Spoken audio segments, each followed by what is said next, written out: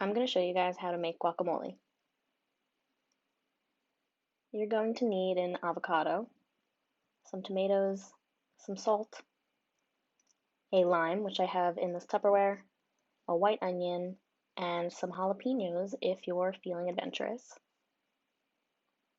So first you have to pick the right avocado, so you can just give it a light squeeze, and if it feels a little soft, then it's probably perfect. You're not going to need a sharp knife, you can just use a normal kitchen knife. Then you're just going to slice the avocado lengthwise all the way around and twist it open. Then you can take a big spoon and just scoop out the insides of the avocado and put them in an empty bowl that you should have nearby. You can use the same spoon to just pop out the pit as well, and then do the same thing to the other half.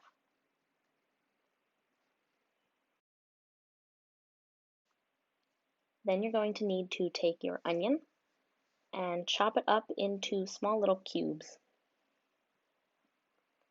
Once you've done that, you can actually put your pieces into a bowl filled with water until you're ready to mix them in to the guacamole. This is a trick I recently learned that just helps take away a little bit of the sharpness of the raw onion.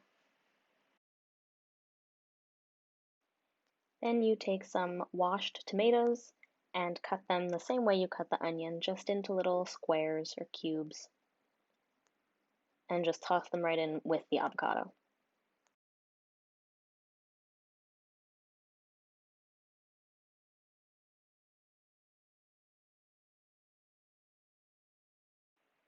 So when you're cutting the tomato, a lot of the juice and seeds are going to come out just because they're so soft. And you don't have to worry about that. You actually don't want so much of the liquid to go in the guacamole because it'll just water it down. Then you're going to take the lime and just give it a good squeeze over the bowl. Then take your salt and just put a good amount in there, however much salt you like. And now it's time for the jalapenos. If you like spice, you could put a few slices in. If you don't like spice, feel free to leave these out.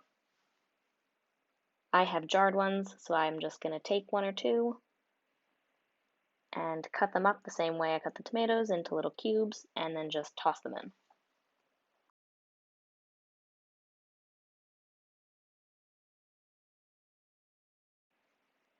Now we have to get those onions that have been soaking off to the side in the water. Just throw them right in with the rest of the ingredients. Then you're going to take your bowl and a fork or a spoon and just start mixing everything.